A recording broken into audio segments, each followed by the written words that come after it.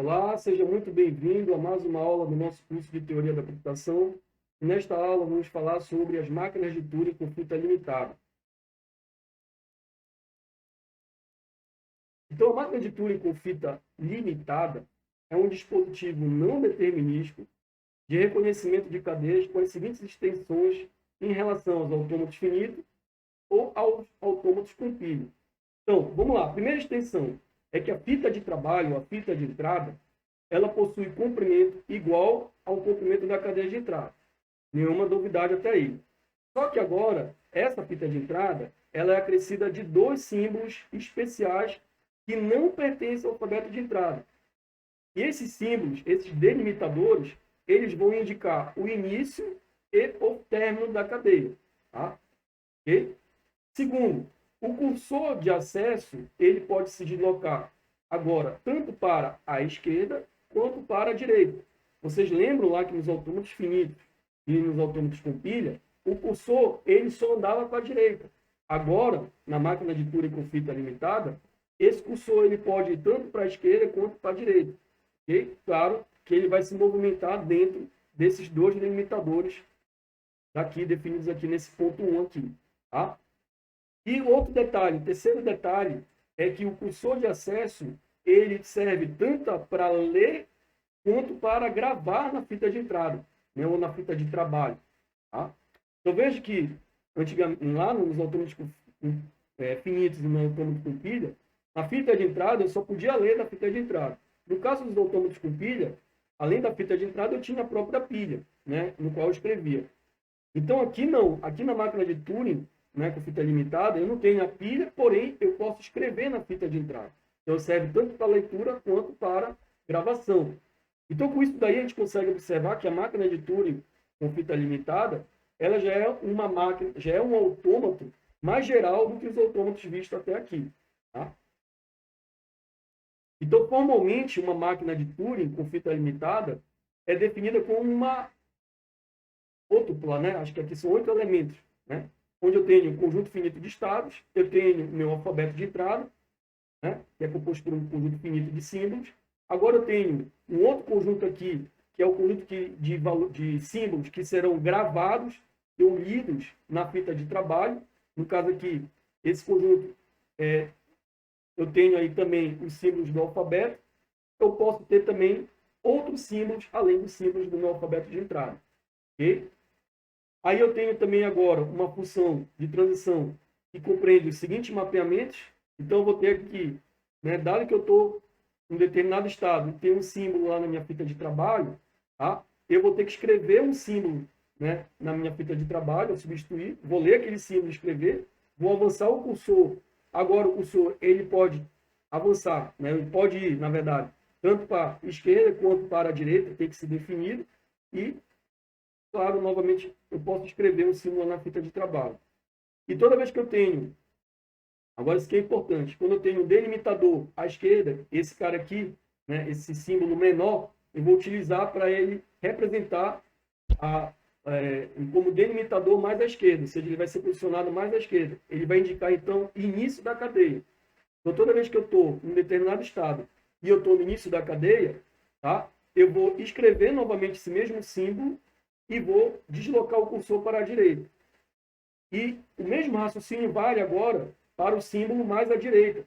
Eu vou usar esse símbolo aqui maior para representar, né, a cadeia mais à direita, ou seja, ele vai ser inserido mais à direita na cadeia. Na verdade, ele vai ser usado como delimitador de final de cadeia. Então, quando eu estou num determinado estado e eu atingir esse delimitador maior, mais à direita, tá? Então, o que ele vai fazer?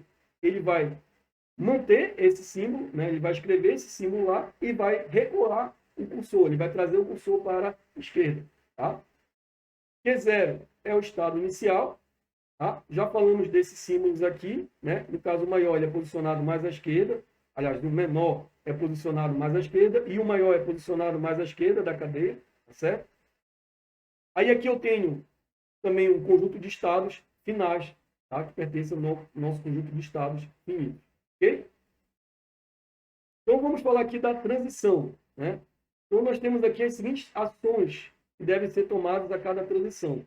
Então, dado que eu estou no estado qualquer QI, né, e vier um símbolo lá na minha cadeia de entrada, na minha fita de entrada, eu vou mudar de estado, eu vou para o estado QJ, e aí vou substituir esse símbolo por um outro símbolo lá na fita de entrada, e vou então mover o meu cursor ou para a esquerda ou para a direita. Nesse caso aqui, estou movendo para a esquerda. Tá? Regra adicional: é proibido movimentos do cursor à esquerda do menor, né, do delimitador de início de cadeia, e também movimentos à direita, né, do símbolo de final de cadeia, no caso maior. Tá? Não tem como movimentar para fora, né, da fita. Por isso que o nome é fita limitada.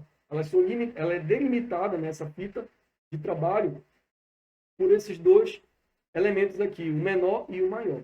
Okay? Agora, um outro detalhe de extrema importância aqui é entender a equivalência entre máquina de Turing com fita limitada determinística e não determinística. Tá?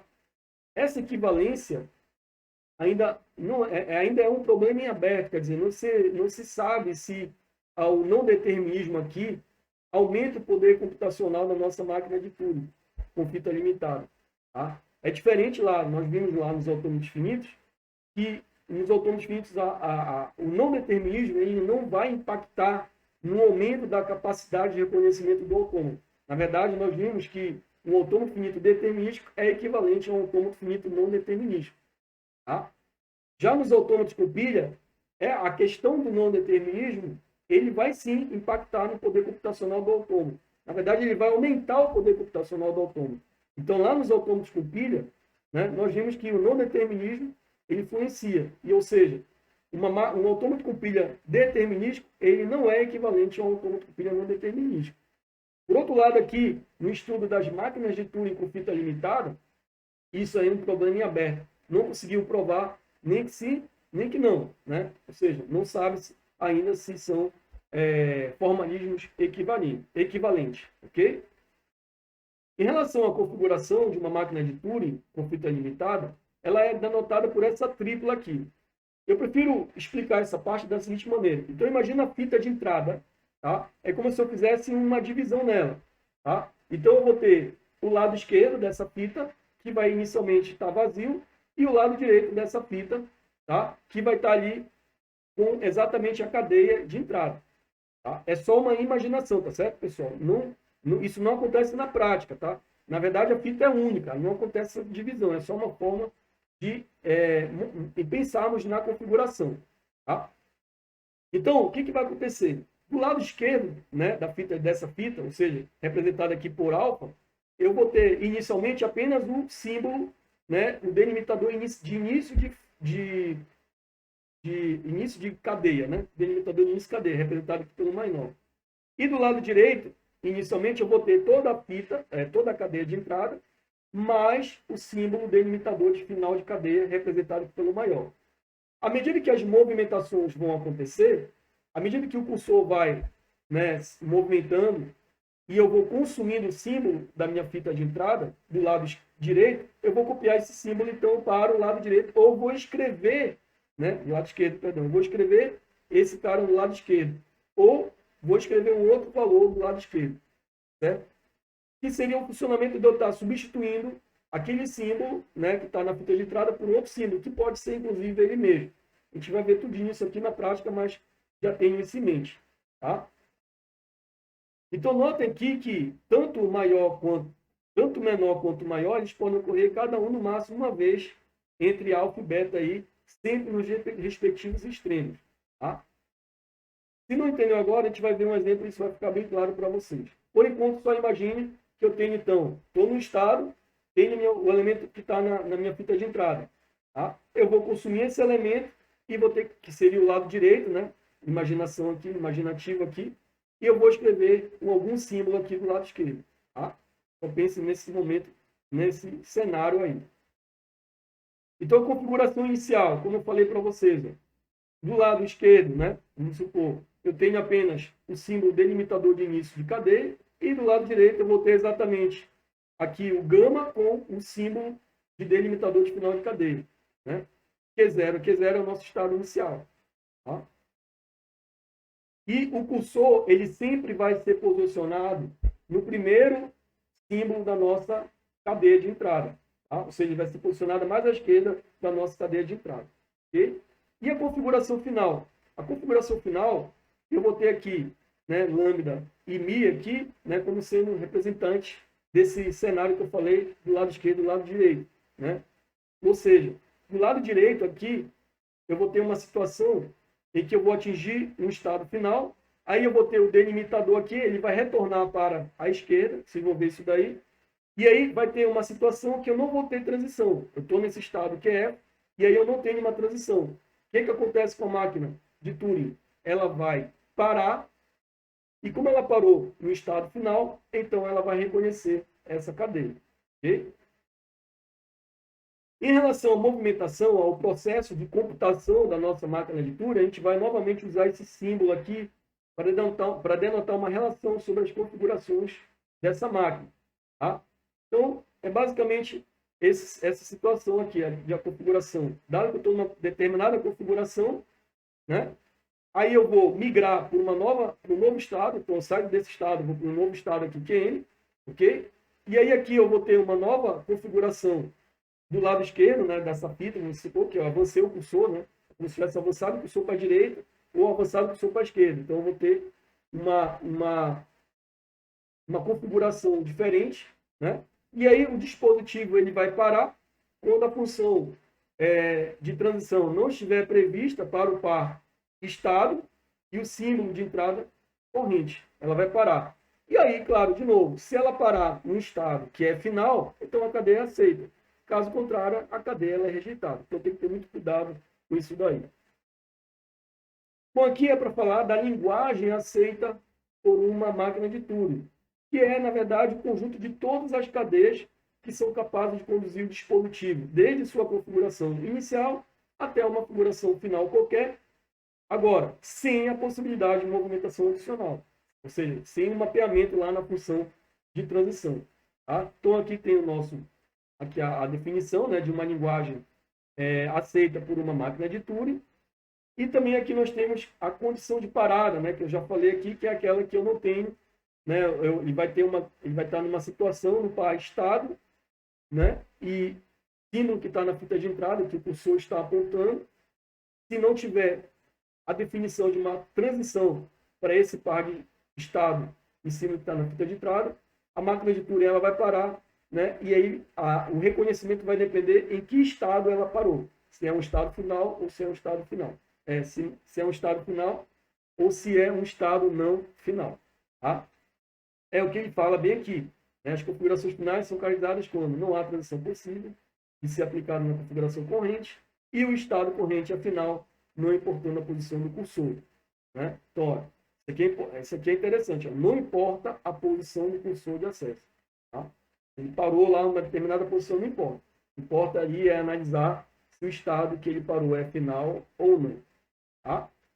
Então vamos lá, vamos ver aqui um primeiro exemplo, né, de uma máquina de Turing com fita limitada que aceita a linguagem ó, A asterisco B asterisco. Tá? É uma linguagem bastante comum, nós já vimos ela, estudamos ela lá quando estudamos autômatos finitos. Vocês recordam? Na verdade, essa máquina de Turing aqui vai exatamente simular esse autômato finito. Na verdade, ela vai substituir esse autômato finito. A gente vai falar já já sobre isso mais para frente. Mas aqui observe que o raciocínio é bem simples, né? Olha, toda vez que vier um A, eu vou pegar aquele A e substituir por um A e avançar o cursor para a direita. Então, vem um A, substituo por A e avanço o cursor para a direita. Eu fico fazendo isso. De tal maneira que se vier um B, mudo de estado, vou para o estado Q1, e se vier esse B, vou avançar o cursor para a direita e escrevo um outro B na fita. Tá? Então, vem um B, escreve um B e avança para a direita. Né? Quando eu falo avança para a direita, o cursor.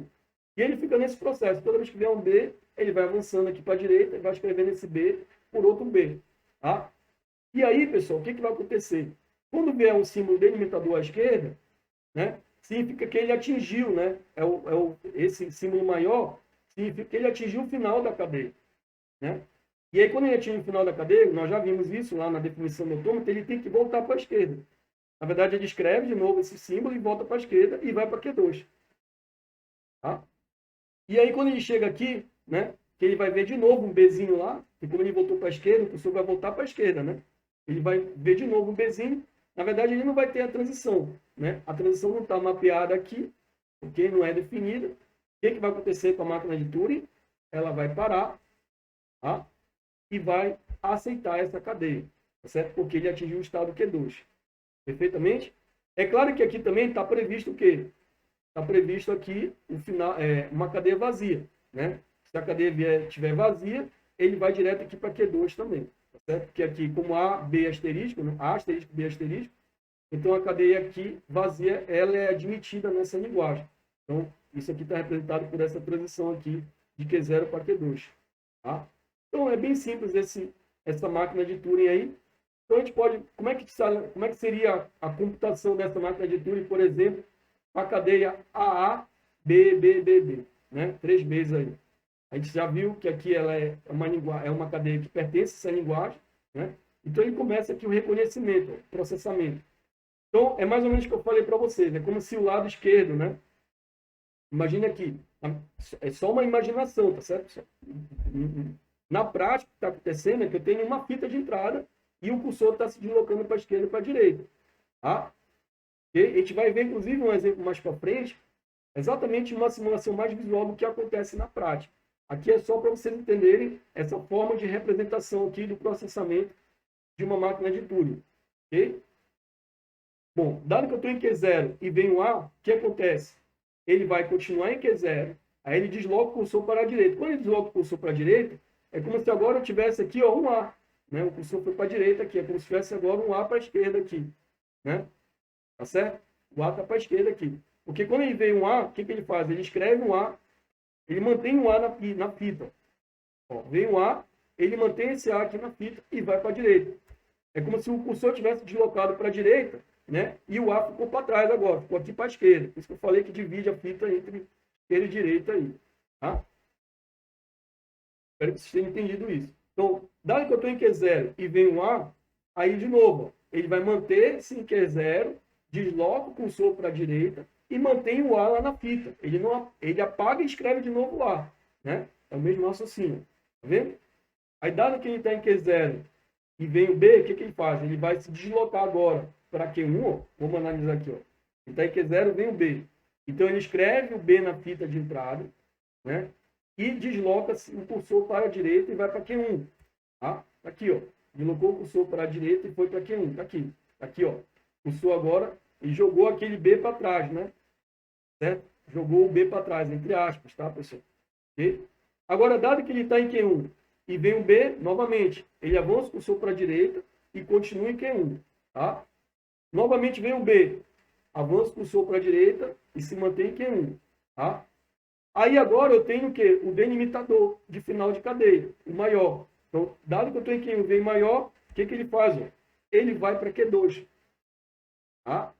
E aí avança o cursor para a esquerda, quer dizer, ele recua o cursor para a esquerda.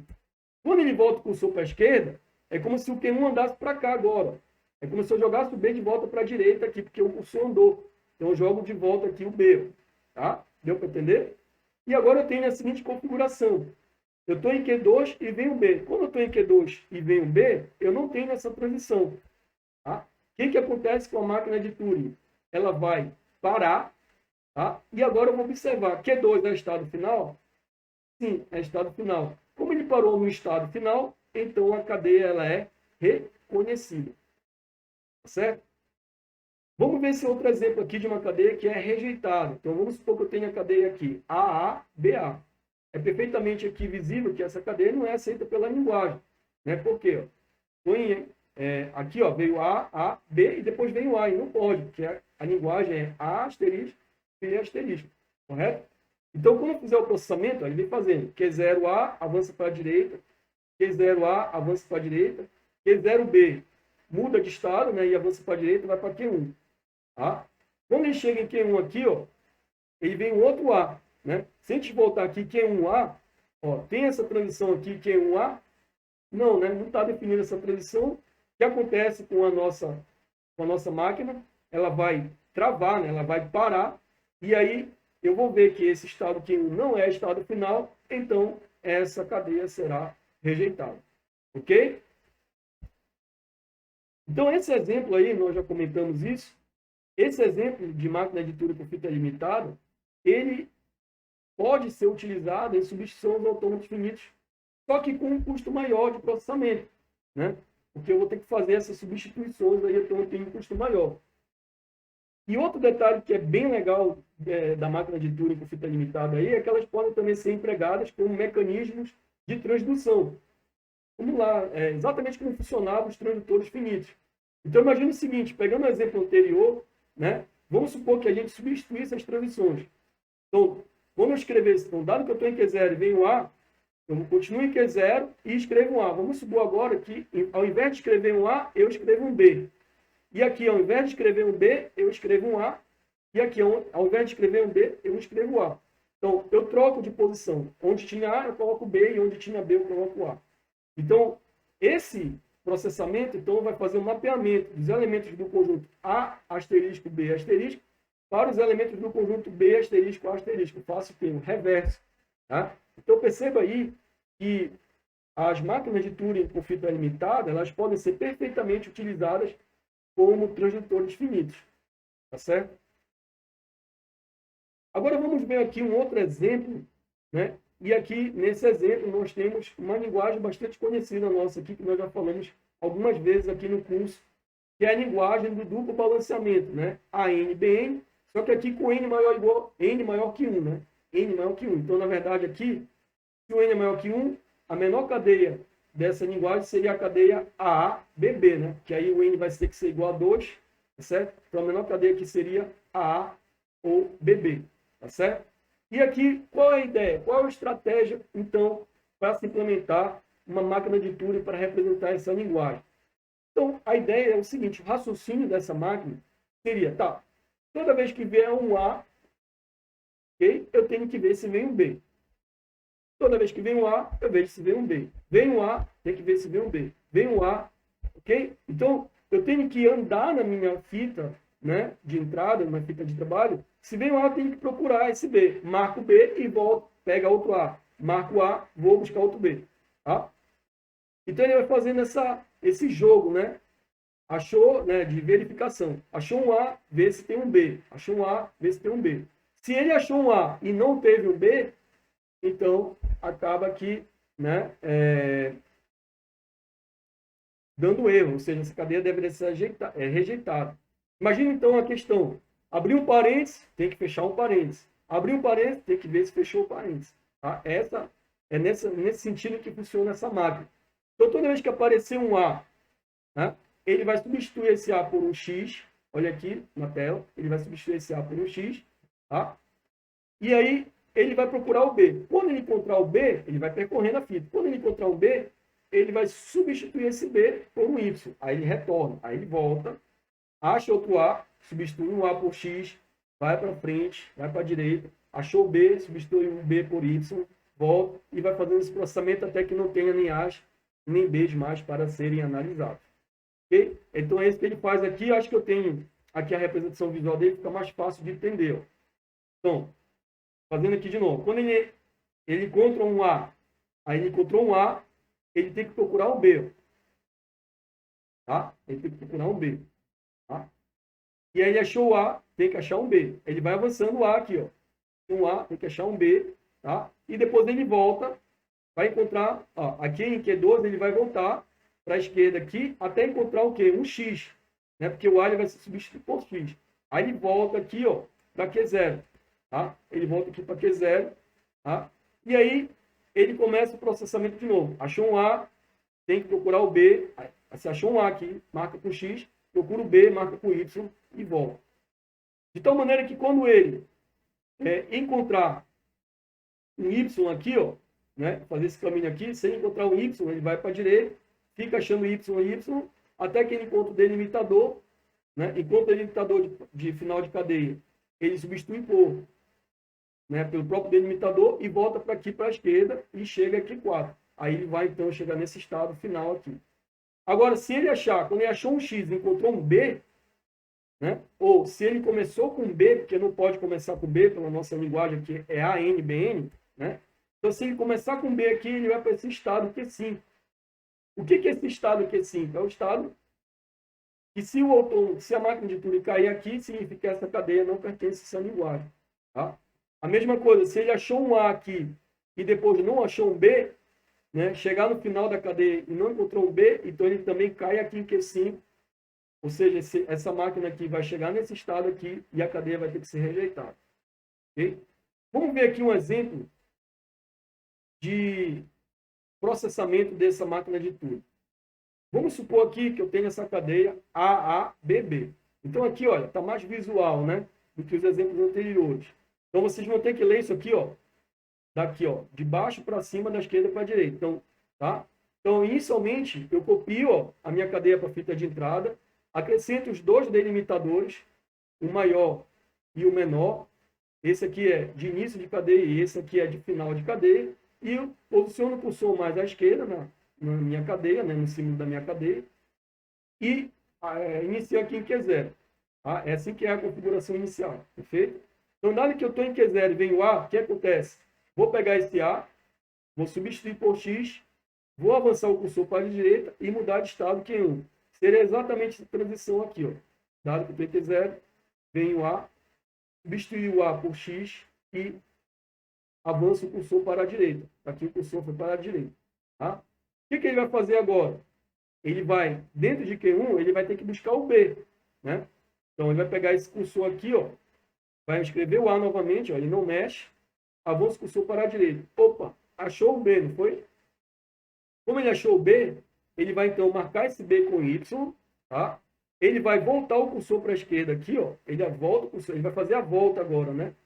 Ele vai procurar outro A agora. E volta aqui e vai para o estado Q2. Quando ele chega em Q2 aqui, ele já encontra o A, né? Ele não mexe nesse A, ele volta aqui, ó. Encontrou um X agora, aqui em Q2. Quando ele encontra o X, significa que ele voltou, agora ele tem que reanalisar, né? Se tem um novo A. Quando ele chega aqui em QX, ó, ele volta aqui para Q0, tá certo? E volta aqui e avança o cursor para a direita, tá vendo? Ele avança o cursor para a direita. E novamente eu tenho um Azinho aqui, ó.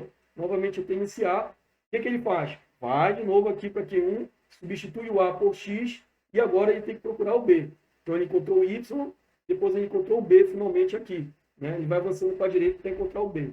Aí ele encontrou o B, marca o B com Y e retorna o cursor para a esquerda.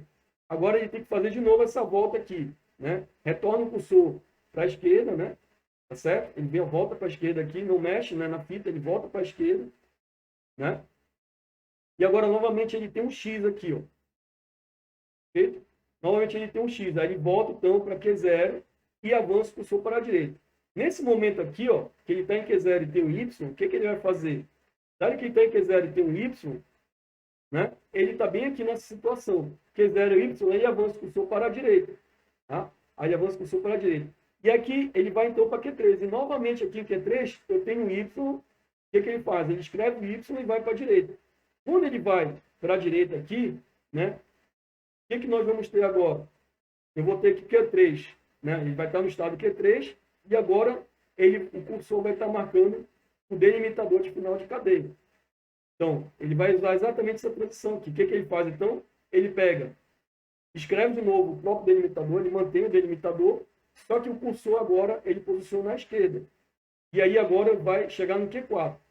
Então, dado que eu estou em Q4 e tenho Y, veja que essa situação aqui não está prevista aqui, né, no meu autômato, ou seja, não tem transição do Q4 e Y, né? Então, o que vai acontecer?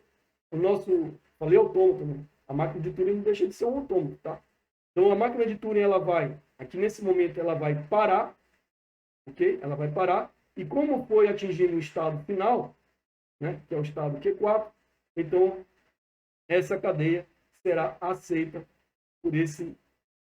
por essa máquina de Turing, certo? Então, esse seria o processamento aí visto de uma outra maneira, tá? Então, o funcionamento aqui eu já comentei com vocês, tá certo? Eu vou passar isso lá porque eu já falei de como é que está funcionando, né, essa máquina de Turing aí, ok? E aqui nós temos dois exemplos também de cadeias que não são aceitas, né? Tenho aqui a cadeia AAB, né, e a cadeia ABB. Ambas são rejeitadas. Faço aí. Aliás, sugiro que vocês peguem aqui, né, uma cadeia que seja aceita também e simulem e uma cadeia, e essas duas cadeias que não são aceitas e simulem aí o funcionamento antes de ver aqui. Eu não vou falar porque nós já sabemos como vai ser o processamento. Observe que, só para falar aqui rapidamente, que ambas vão parar no estado Q5, né? E aí, esse estado Q5, ele não é um estado final, né? Então, as cadeias devem ser rejeitadas aí, ok? Façam aí a simulação aí, tá? Desse exemplo. Bom, algumas considerações em relação a esse exemplo 2 é que, nesse exemplo especificamente, a máquina de Turing ela está sendo utilizada para reconhecer uma linguagem livre de contexto. Olha que interessante, né? E, na verdade, é uma linguagem estritamente livre de contexto, certo? É a linguagem do duplo balanceamento. Então, tal fato sugere que esse tipo de dispositivo ele possa ser empregado também no reconhecimento dessa categoria de linguagem, ou seja, substituindo os autômatos de pilha. Tá? Então, na verdade, pessoal, se vocês observaram ali, a fita de entrada, ela funciona exatamente como a pilha, né? Ela substitui a pilha ali, tá certo? No caso, ela não faz a contagem, né? Na verdade, ela analisa. Vem um A, verifica se vem um B. Vem outro A, vai buscar outro B, tá certo? Outro detalhe importante é que, além de necessitar da movimentação do cursor em ambos os sentidos, neste exemplo, a substituição, ou seja, a gravação de um símbolo do alfabeto de entrada ou símbolos que não fazem parte deste alfabeto, no caso, por exemplo, o A por X e o B por Y, é essencial para o correto funcionamento. Tá? Ou seja, pessoal, é obrigatório aí você pegar o A e marcar um X e o B marcar um Y. Porque se eu já achei o A, tá? Eu tenho que dizer, olha, já achei o A aqui, achei um A, marca com X. Vou buscar o B e eu tenho que marcar o B com Y, porque aí eu estou já identificando que eu já encontrei aquele B que corresponde àquele A. Entende? Então é diferente lá na pilha, por exemplo. Na pilha, quando eu encontrava um A, aí eu empilhava um Azão, por exemplo, um X, né? Depois, aí toda vez que vinha um A, eu ia empilhando. Aí depois que vinha o B, eu ia desempilhando, né? Aí ele ia reconhecer quando a pilha ficasse vazia. Aqui não. Aqui eu encontrei um A. Ah, já encontrei o A, então já analisei. Vou marcar ele como X. É como se estivesse marcando. Analisado. Varreu, achou B, marca como Y. Eu já achei ele também, tá certo? Para que haja, para saber exatamente quando ele deve voltar, né? Na busca, né? Quando o cursor deve voltar para a esquerda ou quando ele deve avançar para a direita. Por isso que eu uso o X e o Y. Ok? Agora eu vou pegar um outro exemplo aqui, terceiro exemplo, de uma linguagem em que eu tenho W, aí eu tenho C e depois W, ou seja, é como se o C dividisse o lado esquerdo e o lado direito. Tá? E do lado esquerdo eu tenho a cadeia e do lado direito de C eu vou ter a mesma cadeia. Então, olha como é o raciocínio aqui dessa máquina. Então, se eu comecei aqui com o A, do lado esquerdo de C, então eu tenho que pegar o A, aí eu vou pegar o A, e ir lá do lado direito de C, buscar esse A, na mesma posição. Tá? Então, veja que agora eu tenho uma dependência de contexto, né? Então, se eu tenho um A aqui desse lado esquerdo, do lado direito, ou seja, no contexto do lado direito, eu tenho que ter também um A. Vem um B, do lado direito tem que ter um B.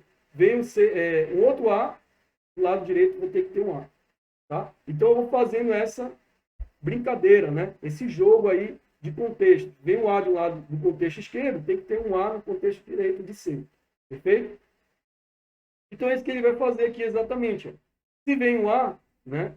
Então, ele vai pegar esse A, vai marcar com X. Aí ele vai avançar agora para a direita. Vai avançando para a direita, até encontrar um C. Quando ele encontrar um C, né? Ele vai agora para a direita, tá? E enquanto tiver um X, porque ele já pode ter tido encontrado um A, mas se ele encontrar um A, aí quando ele encontrar o A, ele já marca esse A com X e retorna. Aí ele vai fazer, né, a volta aqui em Q3, ele vai voltando, tá certo? Ok? A mesma coisa se ele começar com B. Ó. Se ele começou com B, aí ele vai avançando, procurou, do lado direito tem que achar o C também. Aliás, o B, né? E depois ele vai voltando aqui, tá? Quando ele voltar, se tiver o C, né? Aí ele já vai fazer aqui o Q4. Esse aqui é o retorno, esse Q13 e o Q4 fazem o retorno. Quando ele voltar aqui para Q0, ele vai ter um X, ele vai voltar aqui para Q0, aí ele começa toda a análise de novo, ou simplesmente quando ele voltar aqui e já tiver um C, significa que ele atingiu lá, possivelmente, o final, né? Se ele atingir o final delimitador, ele volta para a esquerda e vai para Q8, e aí Q8 seria o nosso estado final. Foi meio rápido, mas acho que deu para entender aí, né, o funcionamento dessa máquina de Turing. Vem o A, substitui por X, procura outro A lá do outro lado do C. Marca como X. Volta. Se achou um B ou achou um outro A, marca como X, vai buscar esse elemento lá do outro lado do C e vai fazendo isso até não tiver mais nenhum elemento, okay? A ser analisado. Então veja que essa máquina de Turing, ela ilustra o reconhecimento de uma linguagem sensível ao contexto, né? Pois a subcadeia W deve ser a mesma em ambos os lados do símbolo C. Veja aí a questão do contexto. Quer dizer, se tem um A aqui, né, do lado esquerdo, no contexto esquerdo, tem que ter um A no contexto direito, né? Então, essa linguagem lembra muito aquela situação em uma linguagem de programação em que, se eu declarei uma variável, se eu estou usando uma variável A aqui, essa variável A ela tem que ser declarada, né? Então, é exatamente o que ele fala aqui nessa linha aqui, ó. Tal característica remete à relação entre a declaração e o uso de nomes, encontrado na maioria das linguagens de programação algorítmicas tradicionais, né? Então, é perfeitamente, ó, essa máquina de Turing consegue identificar. Se vem um A, né? Se eu tenho um A aqui, que é uma variável, eu tenho que ver se a variável foi declarada, tá? Ok? Então, ele faz essa análise de contexto. Então, as máquinas de Turing com fitas limitadas são dispositivos também capazes de reconhecer a classe das linguagens sensíveis ao contexto. Ok? E aqui nós temos um exemplo, né, da cadeia reconhecida. Então, eu tenho aqui, ó, A, B, B, aí vem o C, e depois eu tenho que ter A, B, B. Então, o contexto esquerdo de C tem que ser igual ao contexto direito de C. Tá? Então, aqui ele faz todo o processamento. Eu não vou gastar aqui tempo, porque nós já vimos vários exemplos, vocês podem ver que o processamento não é tão... ele é simples, mas é custoso, é demorado, né? Porque vem um A, vai lá, vem um B, mas ele consegue resolver, né? Mas é um tempo bastante custoso para resolver esse problema aqui, né? Precisa aqui de várias etapas aí, né? Vários processamentos até atingir o estado final Q8 aqui. Façam aí, né? Veja esse exemplo aí, né? De como é que funciona, nesse caso, essa máquina de Turing para reconhecer a linguagem WCW, né? Aqui pegando esse exemplo aqui. E faço um exemplo também que não seria reconhecido. Por exemplo, quando fosse, por exemplo, aqui A, B, B, aí seria B, A, B, por exemplo. Né? Um exemplo aí para vocês fazerem de cadeia que não deve ser reconhecido. Ok? Bom, para finalizar essa aula, tem aqui dois resultados importantes, que é em relação à equivalência entre as gramáticas sensíveis ao contexto e as máquinas de Turing com fita limitada. Tá?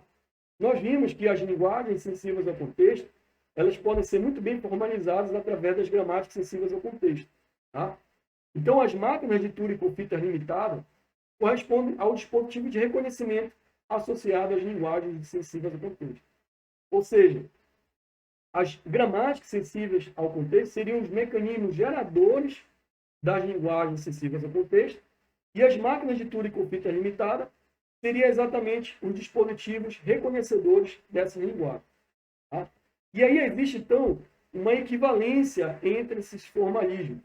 Tá? Ou seja, toda máquina de Turing pode ser para cada máquina de Turing eu posso ter uma gramática sensível ao contexto, e para cada gramática sensível ao contexto eu vou ter uma máquina de Turing com fita limitada correspondente, tá certo? Esses teoremas aí, né, a prova deles, vocês podem encontrar nas referências bibliográficas colocadas aqui para vocês, tá? No curso, tá certo? Ok? Bom, espero que vocês tenham gostado. Um forte abraço e até a nossa próxima aula.